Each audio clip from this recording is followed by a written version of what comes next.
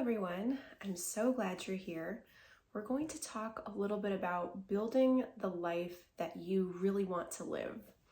And like we've been doing in our past few videos, we're going to start with a story.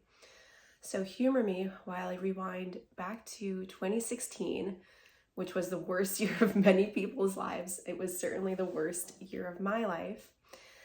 And at that time, I had left a marriage that had become really bad, really negative, abusive in several ways.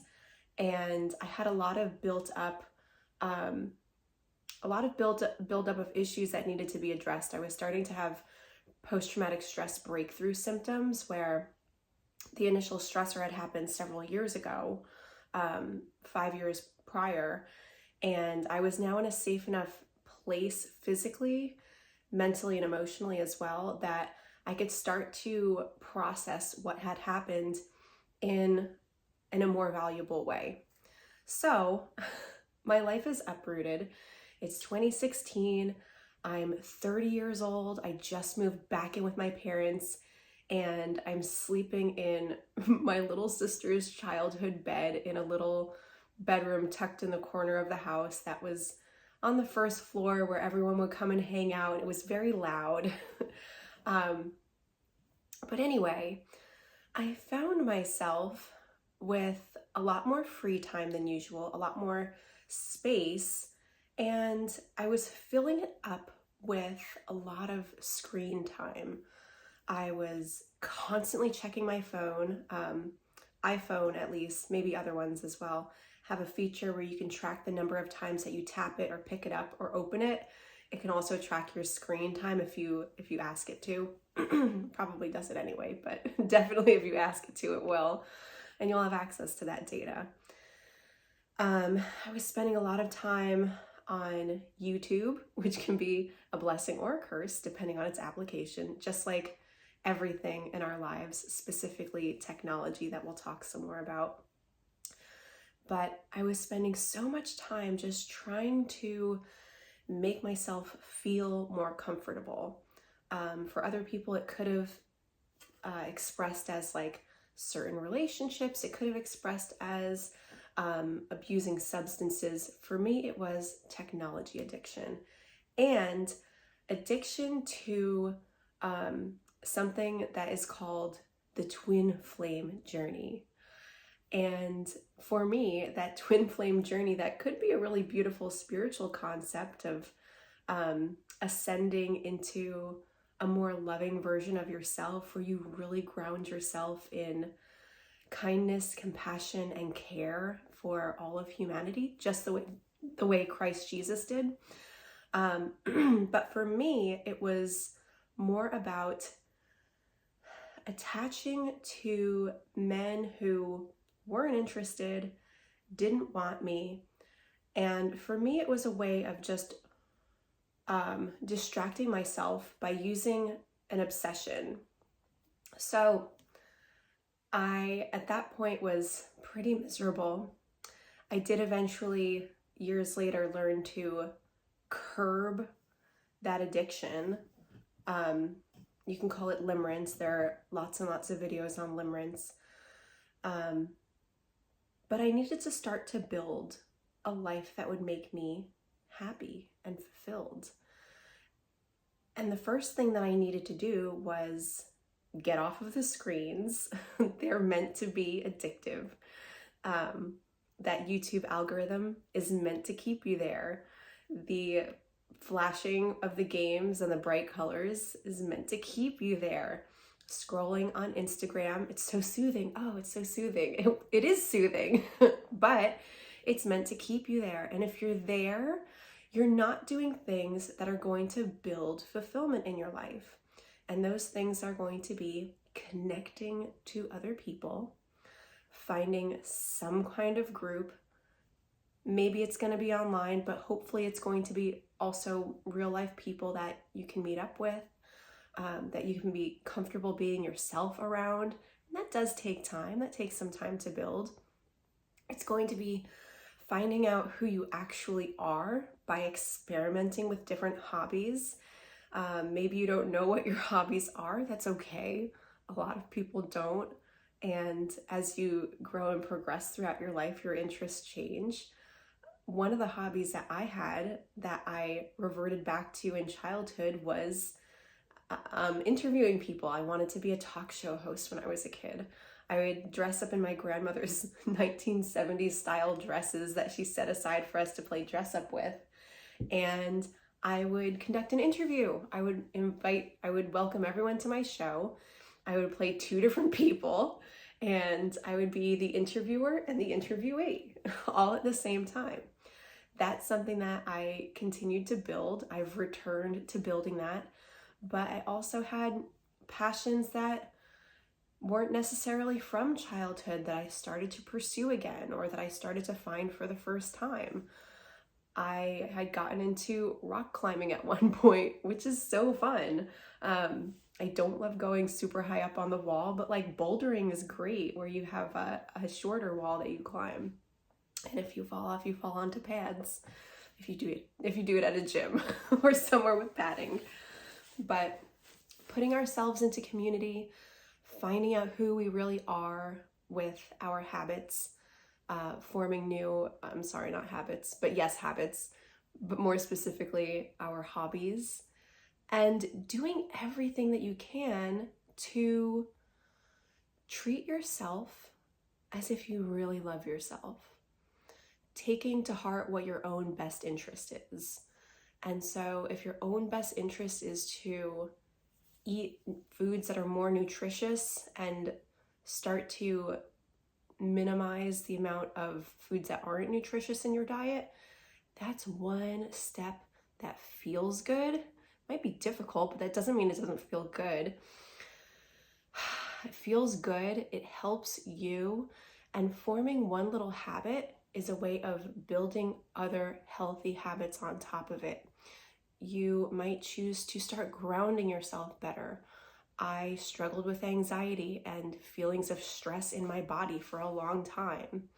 Getting myself grounded, whether it's going for a walk outside, if it's cold in New Orleans now, so I haven't been putting my feet in the grass like I normally do outside my gym in the morning, but if you have a backyard and you can go put your feet on the actual physical ground, maybe not asphalt, but like earth, dirt, soil, grass in your backyard, those are great choices.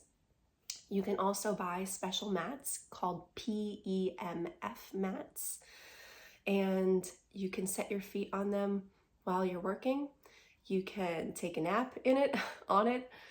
You can do a special meditation there every day, or however often that you meditate. And you can start to invite these small, caring habits into your life and build yourself up. But the primary thing for a lot of people that I see, especially in the younger generations, is that we are being primed. And I say we, I'm almost 40, I'm 38 years old, soon to be 39 in a couple months. But we are so primed for defaulting to our phones. And a lot of it is cultural. When you go to other countries, you don't necessarily see a lot of young people on a phone. Third world countries, no phone. No phone, especially not for the kids. And even for adults, it's seldom. But other first world countries, I'm in the US, other first world countries, those young people are at cafes hanging out together. They are in the public squares gathering. If they're in Italy, they're in the piazza. If they're in Spain, they're in the plaza.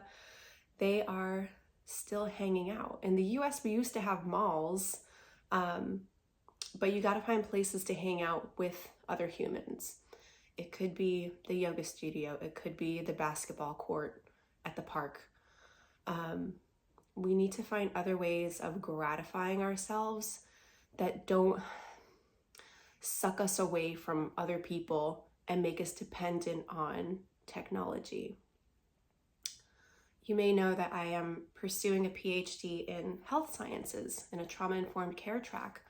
And one of my textbooks has data from 2009, which is when I was just starting college, that they already knew that screens were damaging our mental health. They already knew that an uptick in screen time, whether it was TV, we had flip phones at that point and Blackberries that weren't very high tech.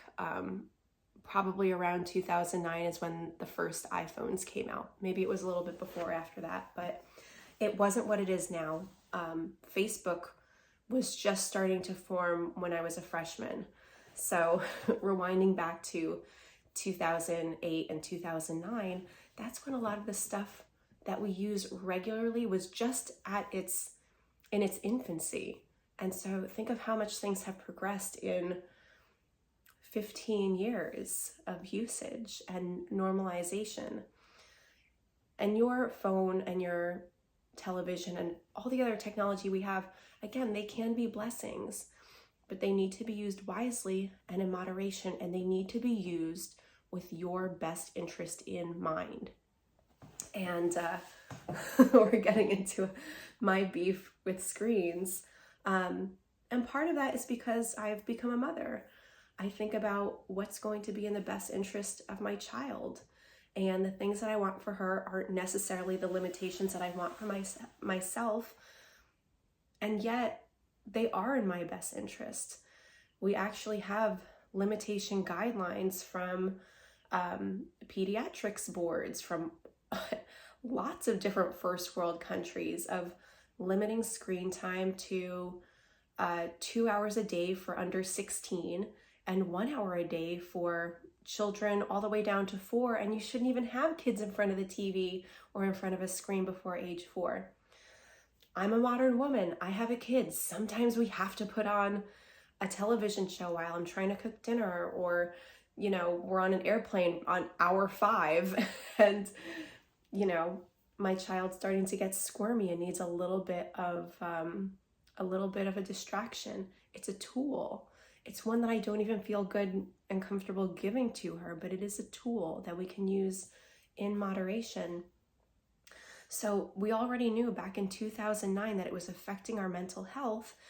And now we see this cascade of mental health issues, mental illnesses, especially after 2020, when we were all forced inside away from sunshine and fresh air and humans. And I say that in jest, but these are really obvious things to us. Even if they're not right here in front of your face and you're thinking about them, you know them in the back of your mind. They're lodged back there. They're lodged with other self-care and other instinctual habits. We're pack animals. We're very highly evolved animals that can reach for Christ consciousness, but we are meant to be in communion and community with other people. A couple other things to consider with your screens. The actual shade of the light itself, the LED lighting in the blue shade, which is what all of our tech gadgets are, that's something to be limited as well. You can look into different things. They have blue light blockers that you can put over your phone, a little screen, almost like a screen protector that goes on it. I don't know about anything for your television, but they have red light tape that you can stick over like different LED lights in your home, like the one in your refrigerator. You can think about changing out your bulbs, although I just heard the other day that incandescent bulbs are now illegal to sell, which is so fucked. It's so fucked. But you have to look out for your own health. You can also change the setting on, I changed it in iPhone. I can use the accessibility setting and triple click my side button. And with that triple click, I was able to program it so that anytime I want, or especially in the evening when I'm trying to let my body relax, I can triple click my phone and it turns on the red light setting that I programmed. I could probably write that up in the notes, I'm sorry, and get you that information. So I'm going to leave you with that for today, and we will talk about screens some more because I don't engage with every crusade, but definitely doing what we can to protect and preserve our health is something that we have to take responsibility for, and you deserve it. We deserve to be healthy. Isn't that crazy that we need to work so hard to just be healthy? But we do, and it matters. And the things that are available to us that really make us feel so good and so instantly gratified and instantly satisfied, and all of these things that are available aren't necessarily for our best good. And we really do need to start to look into different aspects of things.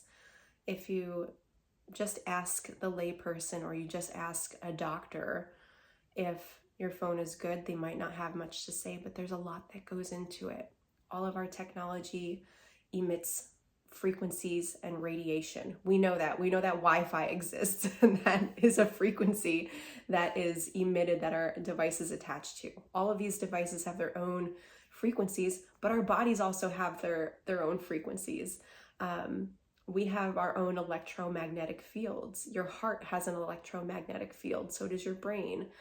And we need to be considerate that even though verbiage that the researchers and the scientists that work for these technology companies are using might say, this device has not shown any negative impacts to the overall health of individuals, it doesn't necessarily mean that that was ever tested. So you need to be aware of what you're reading. If it's not said explicitly, that is a loophole in the scientific community. It's one that I have to use in my doctoral writings. You can't outright lie, but you can manipulate data. You can manipulate statistics. You can focus on one thing and not another. You could choose the direction of your study. And these studies primarily, not mine, but other big studies like ones put out by technology or funded by technology companies are looking for specific things that they can use to make their product sound awesome. So know as you read things and as you're exposed to things that you're probably not getting the full truth. There are probably secondary and tertiary and other ancillary areas that aren't informed by the quick blurb that you read on the back of a package or the quick blurb that's pitched to you on a billboard or on a targeted advertisement. So take that with you as you go forward and create your most fulfilling life. This is probably 2 videos rolled into one. But do be cautious and do be conscientious, and we're working towards loving ourselves and others better, and you deserve that. And I promise in videos to come, I'm actually filming in the space where my baby's crib used to be. And so there's no art on the walls. And I asked my husband, he's gonna put something up behind me. So it's not me on a beige wall. It's probably the only spot in the house that doesn't have any art. All right, my friends, I love you. And I am holding space for you to come into greater levels of love for yourself and for other people and for your life. I want you to have your fucking dream life. All right. Until next time, my friends.